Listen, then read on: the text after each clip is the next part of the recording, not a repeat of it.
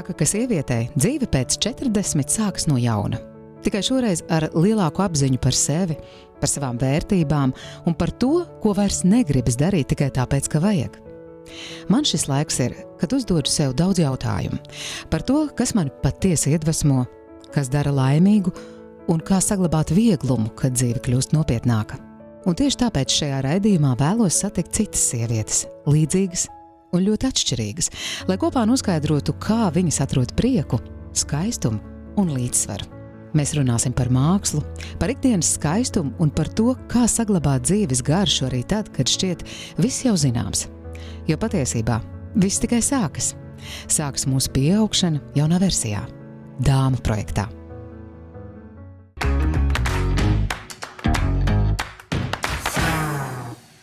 Šodien raidījumā par to, kā dzīvot interesanti. Žurnāla Pērle redaktore, harizmātiskā un drusmīgā Sandija Šēnberga. Man žurnāla lasītāji neteiks par sevi, ko jūs no manis gribat, es esmu veca un slima sieviete. Atklāt sevi, ieraugot savu būtību fotogrāfijā. Un arī viņām, man liekas, tajā fotogrāfijā nāk laukā tā pārliecība par sevi. Šarmantās dziedātājas Ais Vītoliņas neparastais hobijs. Tā kā tīģers arī rūts, vai ne?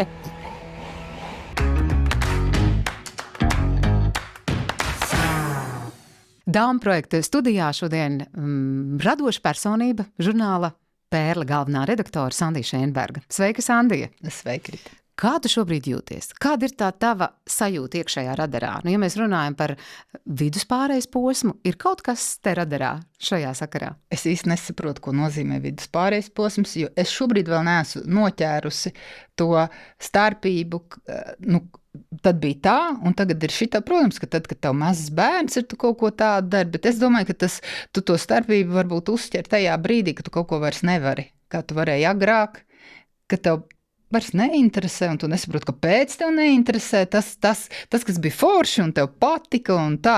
Man nekad nav patikušas nakts ballītes, man nekad nav bijuši paģiras, es neesmu izsmēķējis nevienu cigareti. Līdz ar to man nav nekas tāds, ko es kādreiz esmu darījis, tagad vairs nedaru, tāpēc, ka es esmu vecāka, man ir 55 gadi, man nav 40 plus. Tu vadi žurnālu Pērle. Kas ir domāts auditorijai? Tātad 40 plus, 45 plus, 50 vairāk plus. Ap 50 un uz augšu, es teikšu, jo patiesībā es to žurnālu veidoju vairāk tādu, kas interesē mani. Un tad es tajā brīdī, man nāk kaut kas pretī, man liekas, šitas ir interesanti, šitas varētu vēl kādi interesēt vai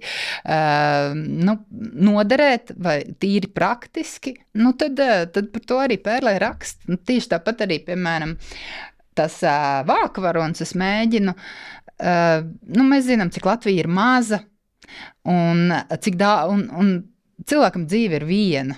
Cik žurnāliem tu to savu dzīvi var izstāstīt? Ko tu jaunu izstāstīsi 5. reizi būdams uz kāda žurnāla vāka? Es mēģinu atrast tomēr tās interviju varonas tādas, kas vismaz, ja tā ir viņas, vai tā ir viņas pirmā intervija, vai viņas ir reti. Tad cilvēkam ir kaut ko teikt. Savā ziņā tas ir stāsts par pērlēm, ko tu atrodi. Tas ir, tāda pērļu meklēšana. Arī, ja mēs runājam, man žurnāla lasītāji neteiks par sevi, ko jūs no manis gribat, es esmu veca un slima sieviete. Vai 40 gadi ir tas slieksnis, kurā dzīve sāk garšot labāk?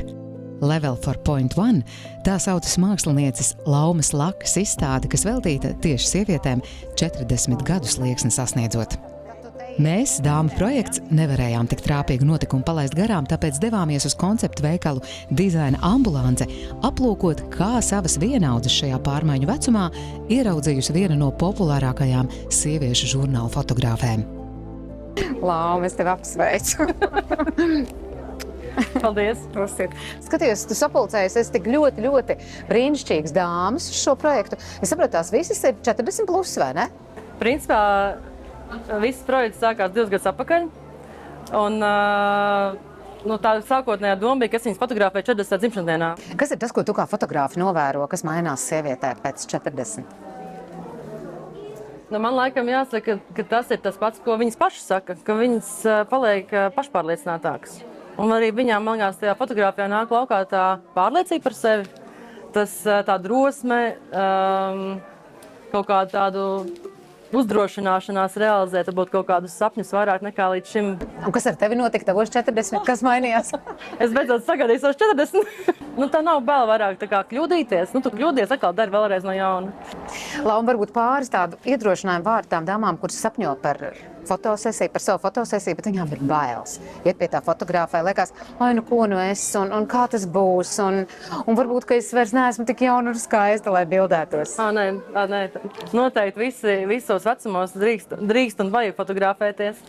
Man pašai bija vakardien fotosesija, un man liekas, ka tā sajūta, kas ir fotosesijas laikā, tev iedod tādu aprūpētu mīlestības tādu sajūtu. Tevi apčubina. Vienmēr visas dāmas noliekas tā, kā viņām ir, tā kā viņas smuki izskatās. Nav jau tā, ka tev noliks uz ķeblīšu un teiks, nofočēj, viss pietiek. Tā ir tāda, man liekas, tāds laiks sev. Tas ir laiks, tā ir tāda iespēja sapucēties, iespēja saņemt uzmanību. Tā ir tāda sievišķības tāda, būt tādai sievietei, sajusties kā sievietē. Un Lauma ir tas fotogrāfs, kas ir tā apčabinātā, jo man bija tas prieks un gods piedzīvot tavu bildēto fotosesiju savulaik žurnālam Veselība, un es tieši tā jutos. Aprūpēt, apčabināt, un tas, ko es jūtu, ka tev nav viena alga, ka tev rūp, kā es jūtos, un man liekas, tas ir ļoti, ļoti svarīgi. Patiesa iejūtība un rūpes raksturo šo fotoprojektu, kurā Lauma ieguldījusi ne tikai savu radošumu, bet arī sirds siltumu un mīlestību.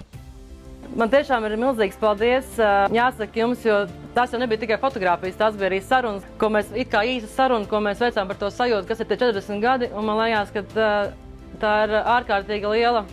Man tas bija ļoti nozīmīgi, jo tā jūsu atklātība par to, kā jūs jūtaties un kas ir tie 40, tas bija wow, tā tāda dāvana arī man. Iedvesmojoši stāsti fotogrāfijās apvieno 28 dāmas, kuras dalījās ar savu autentisko būtību, nebaidoties parādīties bez maskām un ieraudzīt sevi pavisam jaunām acīm. Man liekas, ka tas vispār nebija par fotosesiju, tas bija par divu, ja ne gluži draudzeņu, tad divu sieviešu čalošanu pie kakao, kāds tieši mums tajā brīdī arī bija. Brīvībā, pilnīgā vieglumā un atvērtībā. Un, man liekas, tur arī to patiesību Lauma ir ieraudzījusi. Vai tu atceries tos vārdus, ar kuriem Lauma tev uzrunāja piedalīties šajā fotosesijā? Īstenībā tas bija tas, ko es redzēju Instagramā, un viena draudzene mīļa man ļoti pamudināja piedalīties šajā notikumā, un es uzrunāju Laumu, sakot, ka es arī gribu piedalīties. Tas notika īstenībā ļoti viegli. Es pat neredzēju daudzus brīžus, piemēram, arī šo skaisto bildi, kad viņi to ir notvērusi. Es saprotu, ka tie ir tiešām tavi dzimšanas dienas ziedi. Jā, tā esmu es manā dzimšanas dienā ar maniem dzimšanas dienas ziediem, jā. Skaistums, veselīgs. Kas ir tas, kas tev rokās? Tā ir tā fotogrāfija grāmatiņa, ko ir izveidojusi Lauma Laka, šī brīnišķīgā mūsu fotogrāfa, un tur var atrast par katru no mums vēl citas skaistas bildes, un arī tas, ko mēs esam teikuši tajā sarunā, tajā filosofēšanā, un ko tad viņa ir par mums uzrakstījusi, ko viņa ir sadzirdējusi. 40 tiešām ir brīnišķīgs vecums, kurā iespējams ir viss, un iespējams arī kļūt par māmiņu. Un tā ir jauna dzīve, jauna iespēja un jauns brīnums. Es ieraudzīju arī tevi starp šīs dienas pasākumu viešņām, un tu arī esi viena no 40+ modelēm. Jā. Un, ja mēs domājam tādā kategorijā sieviete 40+, tad ieraudzīt ar mazu bēbīti rokās ir brīnišķīgi. Šī ir mana dāvaniņa uz maniem 40, un tieši tā es arī to uztveru, un es uzskatu, ka tā ir liela dieva dāvana. Jo man bija tā sajūta par nākamo 10 gadi, ka ir tāda tā kā tauriņa vēderā. Par visu to nākamo 10 gadu, jo ir tas bērniņš, ir tā dizaina studija, ir daudz šie lielie notikumi. Un ir tāda diezgan nozīmīga sievietes dzīvē jauna 10 gadu iestājusies. Kā ir bildēties pie Laumas? Cilvēkiem, kas varbūt nav pieraduši kameras priekšā būt bieži, varbūt nepatīk pozēt, kas arī ir stāsts par mani, tad ar Laumu bija ļoti, ļoti viegli, un man liekas arī rezultāts ir tiešām brīnišķīgs. Tā kā paldies Laumai! Šajos dāmu fotostāstos iezīmēs kāda kopēja iezīme – ļaušanās. Tam, kas nāk, un tam, kas aiziet. Vai tā ir krīze? Vai drīzāk transformācija? Katrai no mums to izlemt pašai.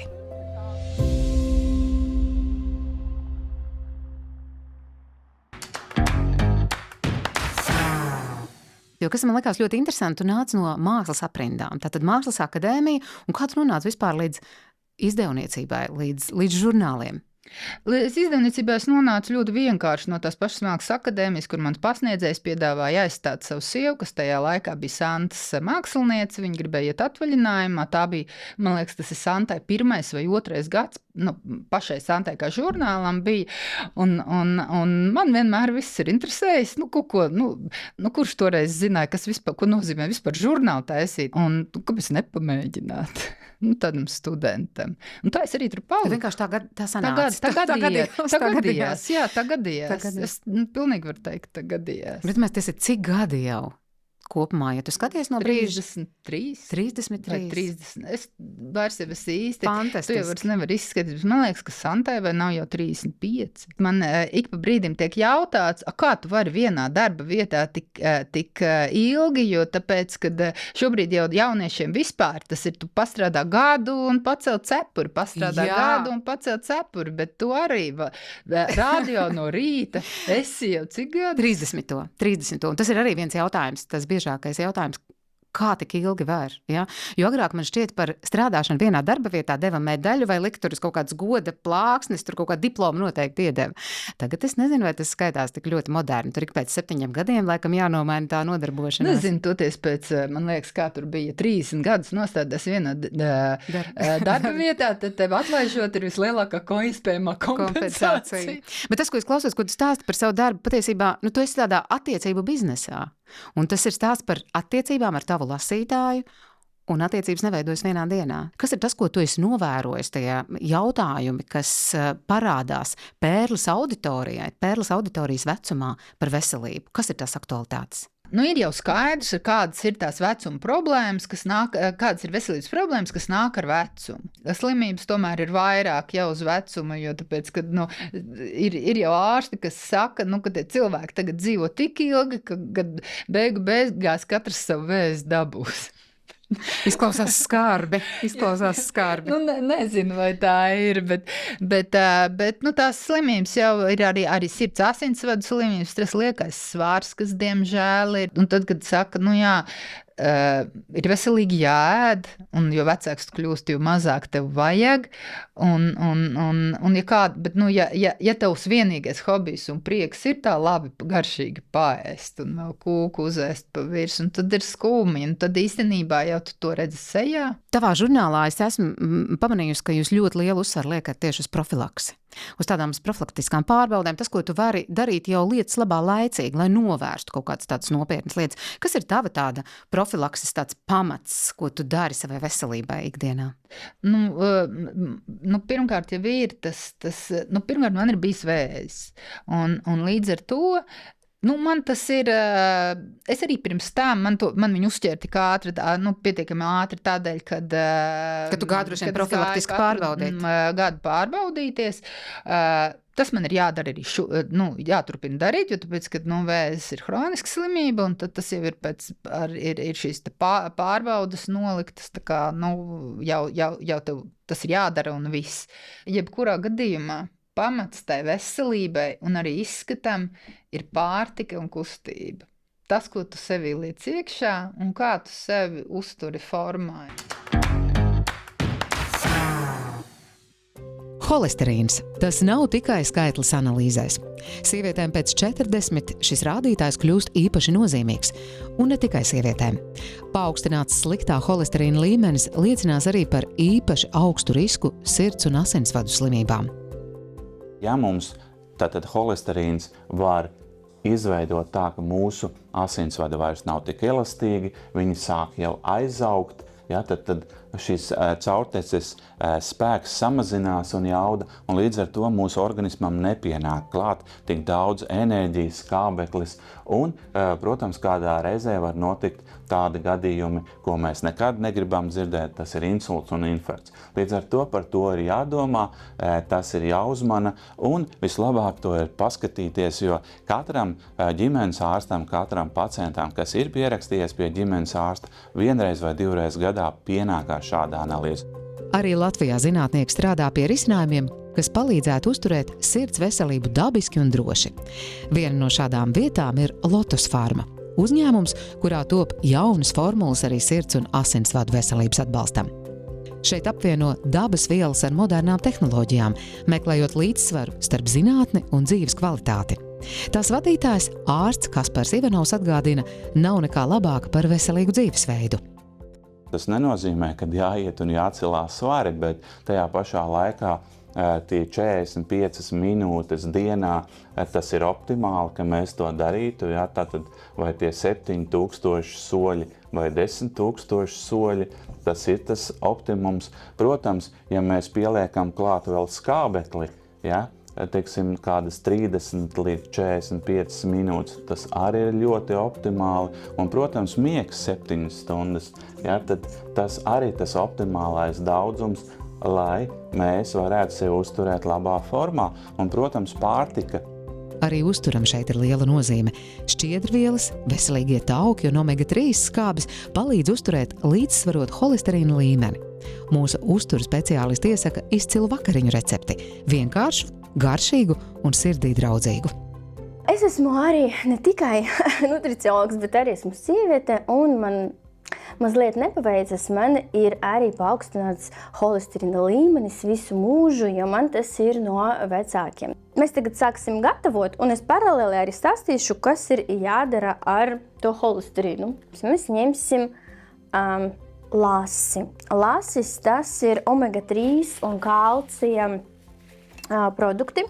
Omega-3 tas ir produkts, kas ir ļoti nepieciešams po holesterīna samazināšanai. Kā mēs gatavojam zivi?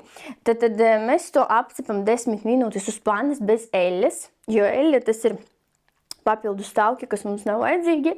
Vai nu pieņemsim var aerogrilu. Aerogrils tas ir tāds trends. Tagad man liekas, ka jebkurai foršai saimniecei tagad ir aerogrils. Jā, un tad 10-12 minūtes uz 200 grādiem. Vai nu pieņemsim cepškrāsnī. Ja? Tā, tagad es uzlikšu varīties perļu grubas. Tas būs kaut kad arī 10-15 minūtes tieši paralēli ar lasi. Labi, ka es atcerējos par oliveļu, jo, ja jūs zināt, kas ir vidusjūras dieta, pēc vidusjūras dietas vadlīnijām to vajag lietot dienā 4 ēdamkarotes, bet tikai extra virgin, ne olive de sansa, ne tur kaut kādas vēl, tikai extra virgin. Tā, tagad mēs sagriezīsim avokādo. Ja. Priekš salāta ideāli, man liekas. Avokādo, zivis, pieņemsim riekstiņi, kokosrieksti skaidiņas, vai pieņemsim kokosriekstu eļļa. Ja, tas viss mums samazina to holesterīna līmeni. Tā, mums te jau ir nomazgata rukala. Mēs tur pieliekam klāt avokādo. Tā, tagad liekam pērļu grubas, bukvaļni čuču, bet pats galvenais visos salātos ir mērcīt. Mēs paņemsim mūsu oliveļu visgaršīgāko, extra virgin, un citronu. Citrons kopā ar oliveļu pirmkārt tas ir ļoti garšīgi, un otrkārt citrons viņš uzlabo skābuma līmeni kuņģī, un līdz ar to olbaltumvielas labāk iesūcas. Tā, mēs ņemam zivtiņu un liekam virsū salātiem. Tā kā mēs nepievienojam nekādas garšvielas, mēs bišķiņ varam pielikt citronu pipars. Un, ja runājot par grubām, grubas ir vislielākais šķiedrvielu daudzums, ja mēs salīdzinām visas putrējumos. Un cik mums ir jāpēd diennaktī sievietam kaut kur 25 grami šķiedrvielu un vīriešam kaut kur 35 grami šķiedrvielu. Protams, ja ārsts mums saka, ka holesterīns mums ir paaugstināts, tas ir ļoti bieža problēma manam klientam, katram otram gandrīz. Protams, ar vieniem medieniem nepietiek, jo pirmkārt, vajag ar to uzturu tiešām nodarboties. Viena konsultācija ar uzturu speciālistu vai nutriciologu vai dietologu nebūs pietiekama. Pie tā ir jāpiestrādā, to ir jāmācās darīt, ja, ikdiena, lai tas būtu kā jau dzīvesveids noteikts. Un, protams, ja jūs redzat, ka jums tas zema blīvuma holesterīns ir augsts, tad pirmais, ko es ieteiktu, un man liekas, ka jebkurš ārsts to ieteiks, tas ir šķiedrvielas. Ja? Un pieņemsim maturolīps, ja? Viens no šķiedrvielām, ko var dabūt vislabāk, tas ir no rīta, tukša dušā. Sākumā mazliet iedzeram vienkārši ūdentiņu, ja, un pēc tam otru glāzīti ar šķiedrvielām. Aterolip. Produktu līnija, kas izstrādāta sirds un asinsvadu veselības stiprināšanai. Dažādas formulas palīdz uzturēt veselīgu holesterīna līdzsvaru organismā un veicina normālu vielmaiņu. Šie produkti ir radīti Latvijā, balstoties uz zinātniskiem pētījumiem un pats galvenais – dabas resursiem. Un ja mums ir šīs labās šķiedrvielas, tad mēs jau iegūstam ļoti labu efektu. Mēs varam samazināt noteiktā periodā holesterīna līmeni ar šķiedrvielām.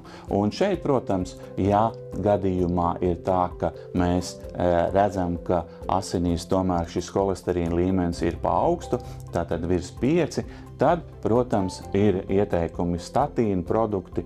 Protams, sākam ar diētu, bet statīni ir tie, kas samazina aknās šo holesterīna ražošanu un ir gan dabīgie statīni, gan ķīmiskie statīni, kas var nodrošināt normālu holesterīna līmeni.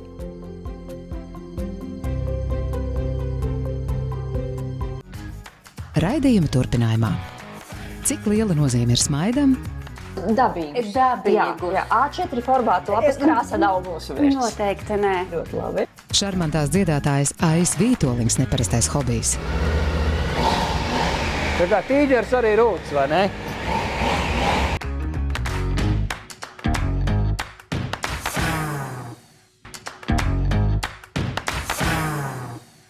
Sanīt, tas, ko tu minēji, tev ir šī vēža pieredze. Vai tā kaut ko mainīja tavā sajūtā par dzīvi, par sevi? Es nekad neesmu sapratusi, kā var mēs mainīt dzīvi. Jo, tā ir vienkārši slimība. Gripa maina dzīvi. Gripas arī mēdz būt ļoti smagas. Tu noguli gultā pēc tam to nedēļu, 2 un pārdomā varbūt kaut kādas lietas. Tas ir tā kā vieglāk, bet uztveri tavu dzīves var mainīt slimību, no kuras tu vari nomirt. Kāpēc? Kāpēc tik lielu vērību un vietu dzīvē? Tad, kad tu nonāc tās diagnozes priekšā, ka tu vari nomirt, vai tas maina kaut ko? Manā gadījumā laikam nē. Man laikam svarīgāk bija saprast, ka ka es varu izdarīt to, ko es pirms tam arī varēju izdarīt, un pat vēl vairāk patiesībā, jo tas vēzis, es varu pateikt, ko tas vēzis vairāk mainīja, es vairāk sāku piedomāt, cik es veselīgi ēdu, jo tad, kad tev ir tās ķīmijterapijas, tev, bišķi nelabi duši, bet tev ir jāēd. Tu neko nevar darīt, tev ir jāēd un viss. Tad, ja tev vispār neko negribās, tad tev ļoti lieliski iespēja ēst to, kas ir veselīgs, jo tev ir pilnīgi vienalga, ko ēst. Sandija, es gribēju tev vaicāt, stereotipiski pieņemts uzskatīt, ka sievietes ļoti baidās no vecuma. Bet varbūt, ka tas ir kaut kas cits, no kā viņas baidās. No tā, ka viņas nav izdzīvojušas savus sapņus vai kaut kādas pieredzes guvušas. Kāda ir tava sajūta par to? Es domāju, ka vērts baidīties ir nevis, ja kāda grib baidīties, no kaut kā, tad labāk baidīties no tā, ka jūs kaut ko nevarēsiet izdarīt vairāk. Tīri fiziski. Un, Sandija, tev ir ļoti neparasts hobijs, tu brauc ar motociklu. Man tas liekas neparasts hobijs. Kā tas viss sākās?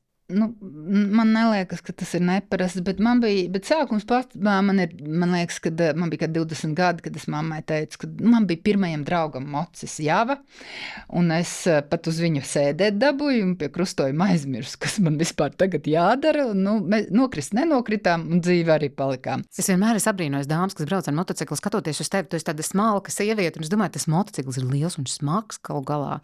Viņš manējais ir 230. Es, protams, mācīties esmu, kā viņu piecelt, bet piecelt es viņu nevarētu, ja viņš man nokristu.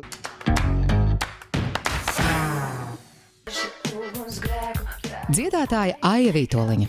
Sieviete ar balsi, kas apbur ar siltumu un juteklību.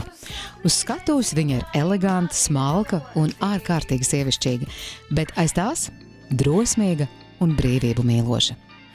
Tā kā mana ikdiena ir saistīta ar mūziku, tad braukšana ar motociklu noteikti ir atslodze, un tas noteikti ir kaut kas, kur es varu būt brīva no jebkādām domām.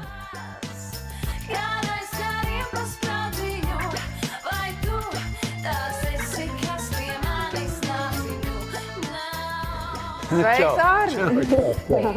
Nu, kā ir? Mocīts vēl dzīvs? Ir viss kārtībā. Šo sezonu bišķiņi slinkoja, bet apsolos nākamu sezonu. Tas jau tev nav jāsola man. Tas tev sevi ir jāapsola. Es gribu publiski visiem apsolīt, ka es labošos. Kā tu sāki braukt ar motocikliem? Tikam kāds pateica, nu tā viss, tev jābrauc ar motociklu, vai kā? Īstenībā bija tā, ka es jau vienreiz pirms gadiem 20 biju pasažieru vietā biju izbraukusi ar tādu ielas motociklu, un tad man ļoti nepatika, un es jutos kaut kā ļoti nedroši, sēžot aizmugurē, un tad notika dzīve. Tad man bija otrā pusīte, kuram bija motocikls, un tur sakal sēdēja aizmugurē, un tad man vienkārši vienā brīdī apnika sēdēt aizmugurē, un es domāju, ka man ļoti, ļoti gribas pašai pamēģināt, ko tas nozīmē.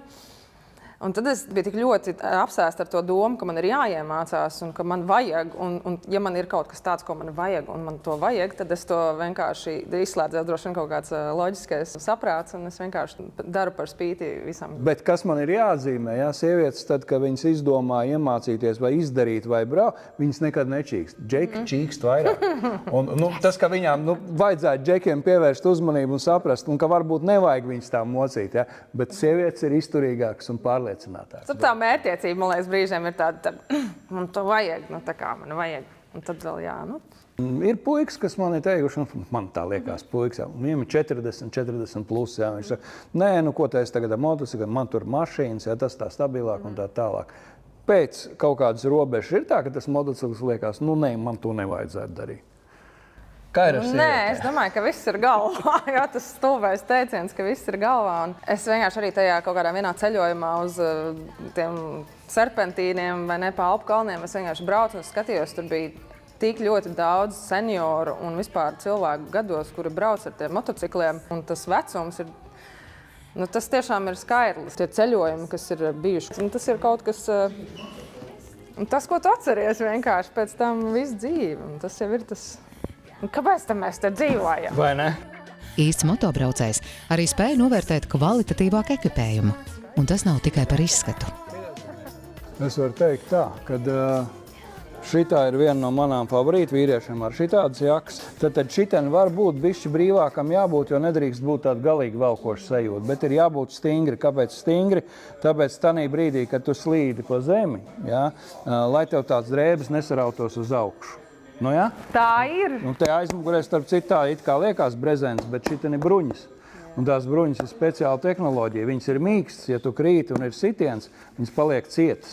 Tā kā, teiksim, šeit mugura aizsargā, plecs aizsargā un šeit ir elkoņa aizsarga. Šitās ir moto džins, viņas ir līdzīgas normālajām džinsām, bet šeit iekšā jau ir aizsargi. Šeit ir speciālie kevlar diegi iekšā, kas ir neiznīcināmi. Un ar šīm džinsām, ja tu slīdi pa asfaltu, tad dibenāda paliek pie tās vietas, kur viņai jābūt, nevis kaut kur citur. Un vienmēr drēbēm ir jāskatās certifikāts iekšā, Un tev patīk teikt, ka nav jautājums, vai tu kritīsi, jautājums ir, kad tu kritīsi. Tieši tā.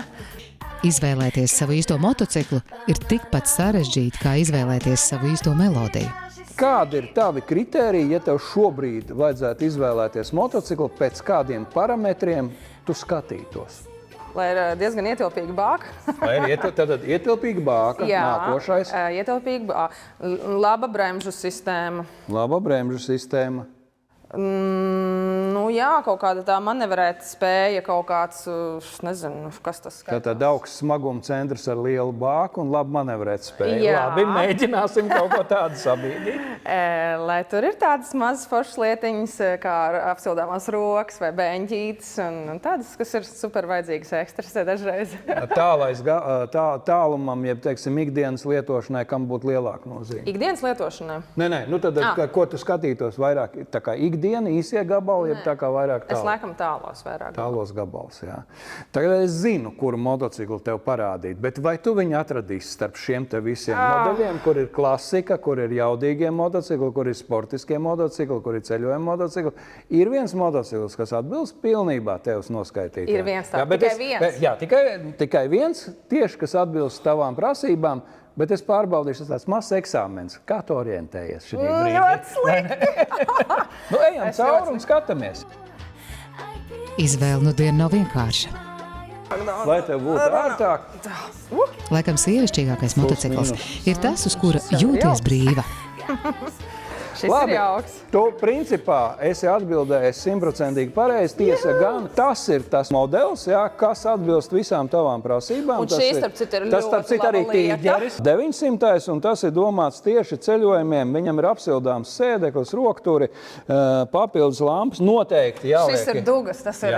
Kad kādreiz kaut kas nokrīt, jā, tad šitais ļoti labi pasargā. Ir bijuši gadījumi, un šis ir vienkārši tas, kas ir izglābis ceļojumu, teiksim tā. Es varu teikt, ka, teiksim, meitenes man brauc ar šo motociklu, un Jā, arī bija meitene, kur nolika tiesības, un tūliņās pat aizbrauca Austrijā un izbrauca pa Alpiem. Arī, Ieskaņots viss vakar jau. panorāmu var skatīties šitajā ekrānā. Jā. Skaisti, ārkārtīgi. Eksāmeni nolika. Nu, tad atradi formātu, kurā ietilpst iekšā viss tevis minētais. Jā. Vai ne? Un varbūt tieši tur arī slēpjas dzīves melodija. Starp drosmi uzsēsties uz motocikla un maigumu, ar kādu Aija dzied par dzīvi. Tas ir kaut kas tāds, kas sniedz brīvību, tāpat kā mūzika, tikai citā virzienā. Aija tiešām iedvesmo dzīves baudīšanai, un cerams, ka tāpat viņu iedvesmos žurnāla Santa abonements. Šis ir vienkārši fantastiski, un es ceru, ka es tagad katru mēnesi varēšu lasīt, un tur būs daudz kaut kas par močiem un sievietēm arī. Tā kā, jā, paldies!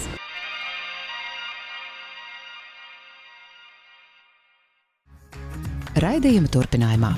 Cik liela nozīme ir smaidam? Dabīgi. Jā. A4 formāta lapas krāsa nav mūsu virs. Noteikti nē. Ļoti labi. Par to, kā dzīvot interesanti. Es zinu, 3, man liekas, ka vismaz 3, ja ne 4 laikam veiksmīgas laulības, kur meitenes ir iepazinušās Tinderī.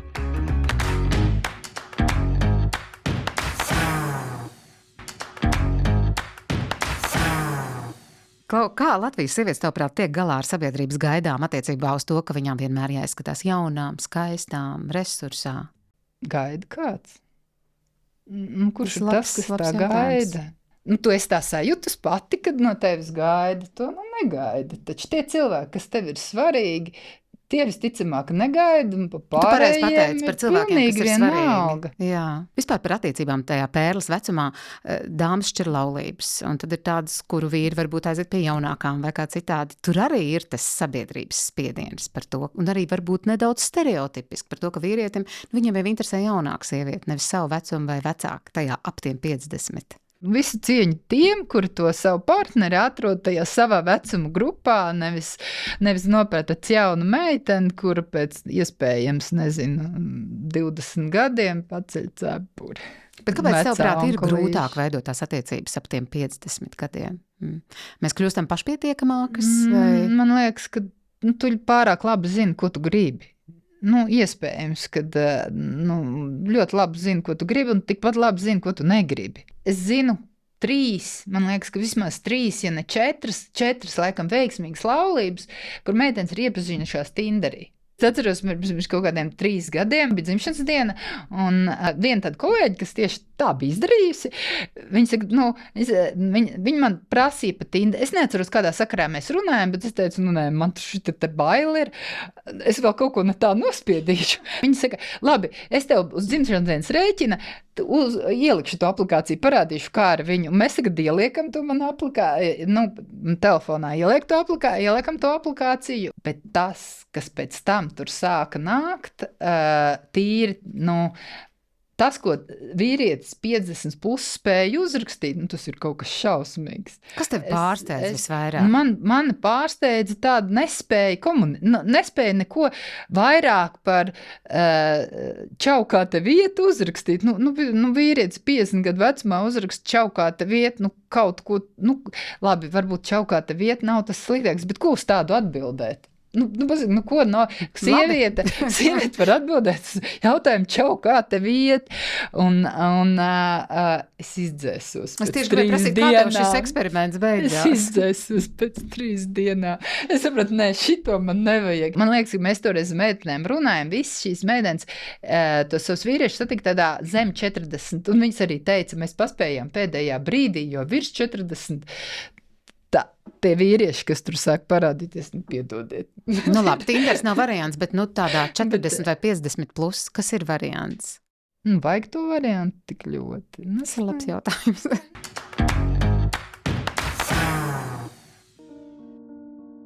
Lai kādā attiecību statusā mēs būtu, tomēr svarīgi ir labi justies un labi izskatīties.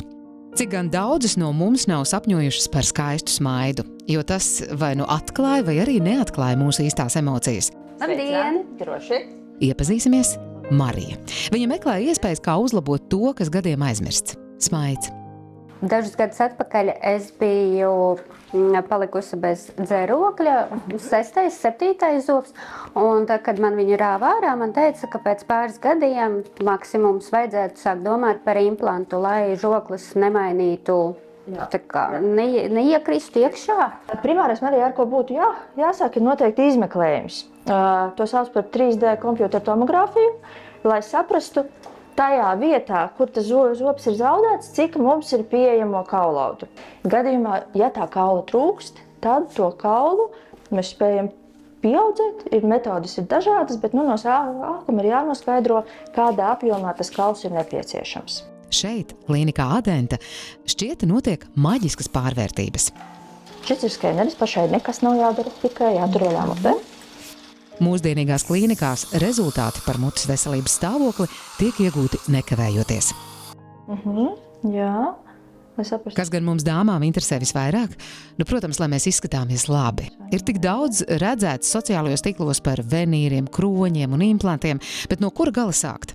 No sākuma būtu svarīgi saprast, kas tieši ir tas, kas pašai nepatīk. Vai ir kas tāds, kas traucē? Pieņemsim, nepatīk krāsa, forma, garums, nepatīk tas, ka zobi nav gluži taisni. Tas būtu tas svarīgākais, lai mēs zinātu, ar ko sākt. Venīri vai kroņi? Kāds būtu labākais risinājums? Daudz kas ir atkarīgs no zobu stāvokļa. Vai būs nepieciešami implanti un cik daudz? Vienmēr pastāv iespēja izgatavot restaurācijas augšžoklī, bet savukārt apakšžoklī zobus balināt. Ja tomēr ir kas tāds, ko gribas arī apakšžoklī koriģēt, tad mēs taisam gan augšžoklī, gan apakšžoklī. Mūsdienu zobārstniecība vairs nav tikai par ārstēšanu. Tā ir tehnoloģija un estētikas apvienojums. Šī mums ir iespēja pieliekot smaidu. Dažādas variantus. Tas ir visvieglākais veids, kā zobiem jau ko pieliekot. Neko viņiem nenodarot. Dažādas zobu formas var arī mazliet uzlabot krāsiņu, ja mēs gribam redzēt, kā izskatītos baltāk zobi. Kā noteikt, kādā vislabākā krāsā varētu būt tavi zobi? A4 formāta lapas krāsa nav mūsu vērts. Noteikti nē. Ļoti labi. Tāds, lai acī patīkami, es teiktu, ka varētu... Kaut kas uz šo pusi. Ja mēs gribam maksimāli pieskaņot krāsu esošajiem dabīgajiem zobiem, ja mēs netaisam visu muti, bet mums ir jāiekombinē viņi tā, lai viņi izskatās dabīgi un nemanāmi, un lai cilvēks, kurš uz jums skatās, lai viņš nesaprot, ka tur kaut kas ir darīts, tad ir speciāls aparāts, kas mums krāsas noteikšanā palīdz.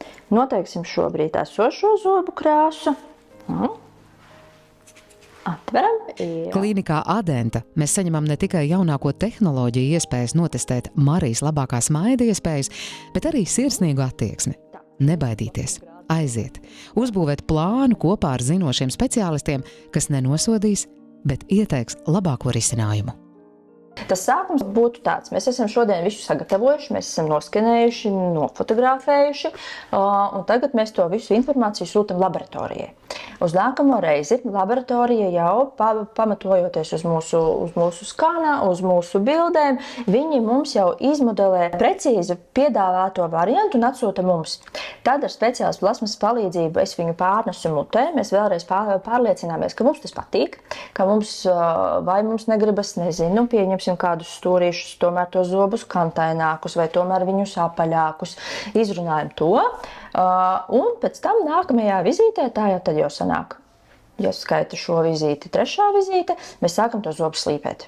Tad ir nākamā vizīte, laboratorija mums izprintē precīzus topošo kroņu vai venīru modeļus, to sauc par prototipiem, ko jau mēs varam pielāgot mutes dobumā, lai pārbaudītu precīzi gan sakodienu, gan formu precīzi, pārbaudītu, kā tas viss izskatās mutē, kā viņi pieguļ, vai sakožot būs ērti. Tajā pēdējā vizītē laboratorija jau ņemot vērā visas izmaiņas, ko mēs esam izdarījuši, viņi ir izgatavojuši mūsu restaurācijas jau no īstā materiāla, mūsu vēlamajā krāsā. Viņas mēs mutē pielaikojam, ja mutē viss izskatās labi, es viņas arī cementēju un darbiņš ir gatavs. Ja ir nepieciešama krāsas korekcija, mēs fotografējam, sūtam uz laboratoriju, viņi koriģē krāsu un sūta mums atpakaļ. Tas nav tā, ka mēs uzcementēsim jebko, ko atsūta laboratorija. Zobi tiks cementēti tikai tad, kad pašam pacientam rezultāts patiks. Gandrīz visas iespējas ir pieejamas, lai smaids būtu skaists un pārliecināts. Tā galvenā atšķirība starp venīru un kroni ir tas, kādos gadījumos tas tiek lietots. Kronis tiek lietots gadījumos, kad zobs ir stipri noplombēts, bijis stipri bojāts, un mums ne tikai nepieciešams to zobu atjaunot estētiski, bet mums tam zobam ir arī nepieciešams pasargāt no lūzuma. Tas venīrs patiesībā ir kā tāda flīze priekš zoba priekšējās virsmas. Venīra funkcija ir tikai un vienīgi estētiska. Tas ir estētisks risinājums, lai un piemērot zobiem, kam nepieciešams koriģēt mazliet krāsu, mazliet formu, mazliet novietojumu. Tad mēs liekam venīru pie zoba priekšējās virsmas un viss ir ļoti forši. Materiāli gan kronim, gan venīram tiek izmantoti bieži vien viens un tas pats materiāls, tāpēc vizuāli, kad skatās uz jums mutē, nevar pateikt atšķirību, vai mutē ir kronis vai venīrs. Vizuāli viņi izskatās vienādi. Atklāja, kā tu vari uzlabot savu smaidu soli pa solim ar profesionāļu atbalstu. Adenta – ceļš uz veselīgu un pārliecinātu smaidu. Mēs lēnām tuvojamies sarunas noslēgumam, un tas, ko es tev gribēju vaicāt, vai tu vari nosaukt tādas 3 lietas, kas, tavuprāt, var palīdzēt sievietei, tajā viduspārējā, turpināt dzīvot tādu piepildītu foršu dzīvi? 3 lietas. Man var vairāk, var droši vairāk. Lai tu dzīvotu tā forši, un lai tev būtu forši, lai tev patiktu, es ceru, ka ir ļoti svarīgs darbs. Es teiktu, ka sievietei, ja viņai ir tie 50, 45, 50, tomēr tas, ka tu strādā darbu, kas tev patīk, uz kuru tu ej ar prieku, un tas ir ļoti svarīgi. Otra lieta, man liekas, ir draugi. Vienalga, vai tās ir partnerattiecības, vai tie ir vienkārši draugi, vai ģimene tev ir, es nevaru iedomāties, kā ir tad, ja ar ģimeni ir sliktas attiecības, bet ir arī tādas attiecības, bet jebkurā gadījumā, tā ir tāda viena lieta, kas ir noteikti vajadzīga, un, protams, tā pati veselība. Tad no šīm lietām droši vien, kad es gribētu teikt, ka zināmā mērā visvienkāršāk tev ir ietekmēt to savu veselību, jo tu zini, ko tur darīt. To, kā tu jūties tajos savos 40+, patiesībā tu esi izveidojis jau visas savas dzīves laikā. Tu pēkšņi nevar sākt justies labi, ja tu esi, neesi neko darījis priekš tā, pirms tam. Tagad saņemšu sevi rokās un kaut ko sākšu darīt. Arī tā var droši vien. Labāk tā nekā... Kaut ko tu dari lietas labā. Nekā. Īstenībā, man liekas, par tādiem hobijiem, atrodiet tos hobijus, jo ja ir tā, ka liekas, ka tev nekā nav, un tad padomājiet, kas jums patīk bērnībā. Varbūt, kad tur kaut ko var izrakt no tā, lai ir kaut kāda aizraušanās, dziediet kori. Man bērnībā kori neņēma. Es tagad, 2. gadu dziedu kori. Es tikko sāku dziedāt. Jā. Pēc 30 gadu pauzes. Jā, bet es kādā kori dziedu? Atpūta.